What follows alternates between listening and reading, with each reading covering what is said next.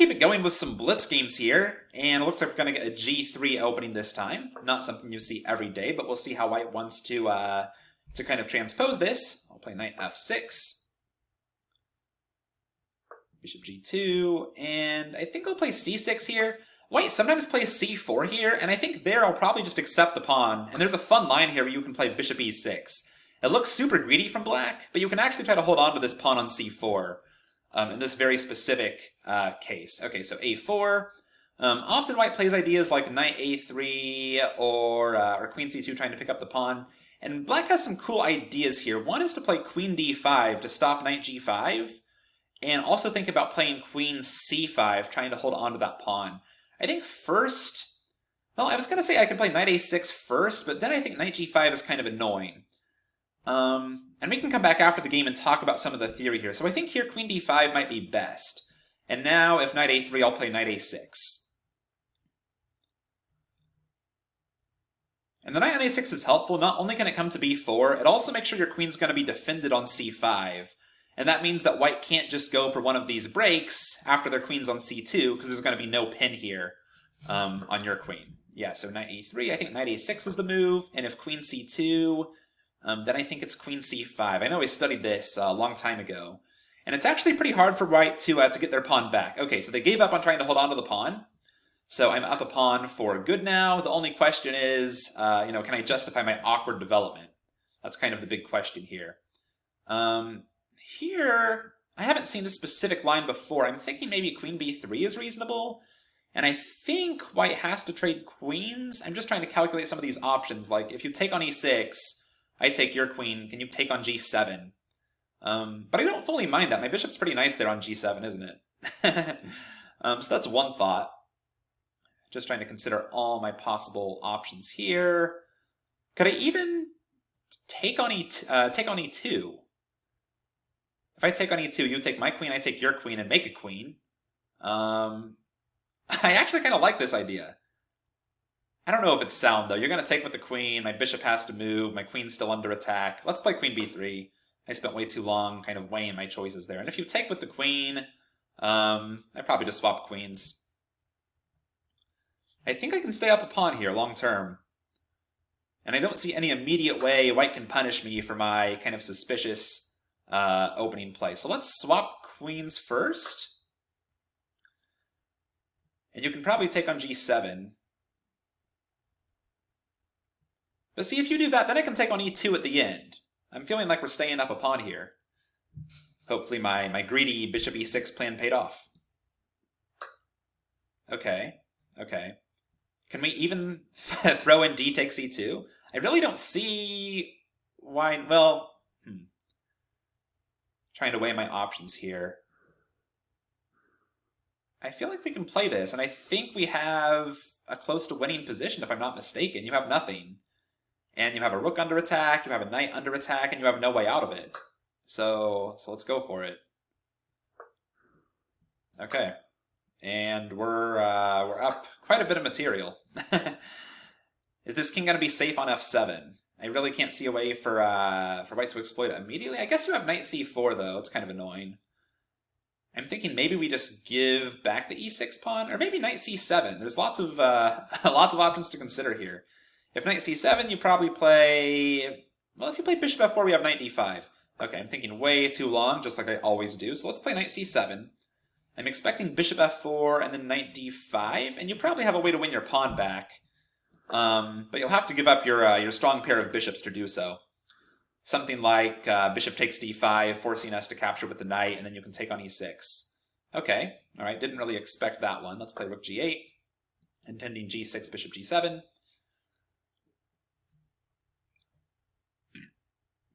Still up 2 pawns, despite our suspicious looking position here.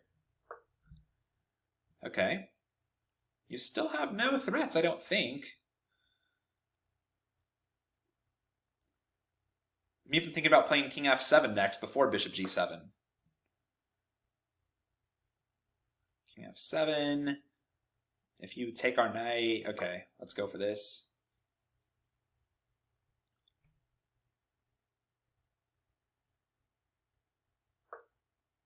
Okay. I don't really love playing bishop g7 now, because this bishop's actually kind of helping us. It's kind of in the way of the white rooks. Maybe b5 here could be a consideration? I don't know, I kind of like this idea, and I'm way low on time, so I'm just going to play it. I'm not sure if it's best. I'm worried you can throw in, like, bishop takes c7 or something. And there's quite a bit to calculate there. I guess we have to take back with the knight, and then you can come to e5 anyway, so that probably wasn't a great idea. Yeah, that probably just wasn't a great idea at all. But okay, let's take on a4. Why not? You can take on c6, I guess. And I just got to speed up here quite a bit. As long as you can't take on e6 with check with the bishop, I think I'm okay. Or as long as I can trade off for that bishop. I don't know, though. Your knight on c6 is pretty strong. e7 could even be the next target after e6 falls, huh? So, okay. Let's take with the rook. I don't know if that was best. Yeah, takes. Now I can't really defend this guy too easily, can I? I just have to go for it, though. You're going to win this pawn back. Knight takes e7. Takes here. Probably we swap rooks. And it's probably a draw. But we'll see. Rook c2 next.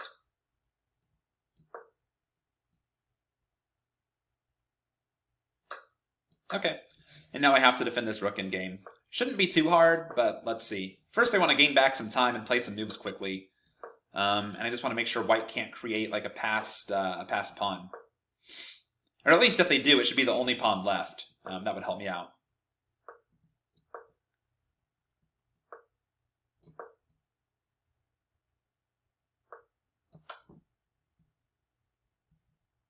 Check the king away if it steps up, otherwise go after the f-pawn.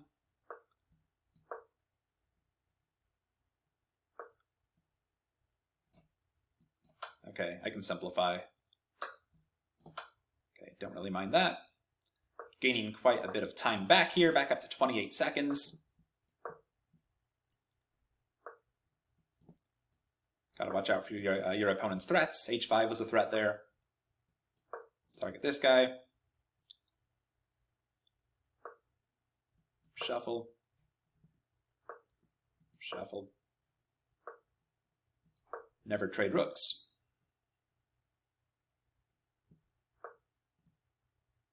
Check. And a draw. Okay, let's take a look at that, because that was a very interesting kind of opening system there. I want to show you some theory in this line, because I think it's a pretty good weapon against this particular system. Especially if you play like the Slav defense or something, and you like this this kind of setup here with c6 and d5, and white goes for this fianchetto kind of ready system against you. You can take here on c4, and against castling, you can play bishop e6. It's not the most popular system, and I'm sure white has some good ways to play against it. But one of the ideas here is if white plays knight g5 right away, you can play bishop d5. And there's a line to know here. You have to know what happens on e4. Then you play h6. Takes, knight takes. And you get this very interesting imbalanced position.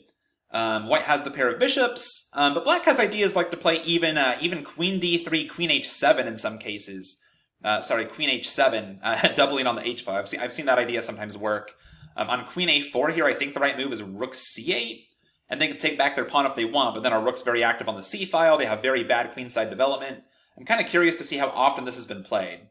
Okay, yeah, only 10 times here. Queen a4 has been played once, knight a3 is the main move. And yeah, white can generally get their pawn back. Queen d3 is that idea I talked about, trying to hold on to it one more turn before swinging back. I just think it's a pretty interesting line. And then in the game, when white doesn't play knight g5 right away, then you have that queen d5 idea, preventing knight g5, thinking about playing queen c5, knight a6. So let's see here. So a4, queen d5. So I felt like in this position here that I should be quite a bit better, but I'm actually curious if the computer agrees, because my doubled e-pawns are kind of a problem, aren't they? Yeah, I think white has almost full compensation for the 2 pawns I'm going to be up. You'll see it says it's roughly equal, even though I'm going to be up 2 pawns. I'm kind of curious if I missed a better way to play here. I feel like this was kind of the critical moment of the game after c takes d3. Is this still theory? I'm kind of curious. Knight g5 has been played a couple times, and queen b3 here was a game that black won once. I'm kind of curious to check who played this. Okay, wow, back from 1978. And looks like the player here with the white was an unknown, but the black player was 2390. I'm just kind of curious to see how this game went. Okay, queen b3, knight takes e6. Okay, and they just played queen takes e6, just giving back the material. Although black stays up a pawn here too, and you avoid the doubled pawns. I guess that is kind of a better way to play. I don't know why I didn't go for this. I didn't realize I'd still be up a pawn in that particular line. But yeah, in the game, I think white got too much compensation there, but I was able to bail out. I think if white wants their material back, they have to trade off a bunch of stuff. b5 definitely wasn't best. And then the rook endgame is a pretty easy draw. That 3-on-2 on one side of the board. As long as you don't trade rooks, you don't blunder, you watch out for your opponent's threats. Should be a fairly simple draw in that kind of position. Alright, thanks for watching, everyone. Please make sure you visit chesspathways.com and get signed up there. It's totally free. Only takes 5 seconds to join, and I will send you a free move-by-move guide to chess thinking when you sign up. It took me way too long to become a chess master, and I want to help you do it in a fraction of the time. Thanks, and I will see you there.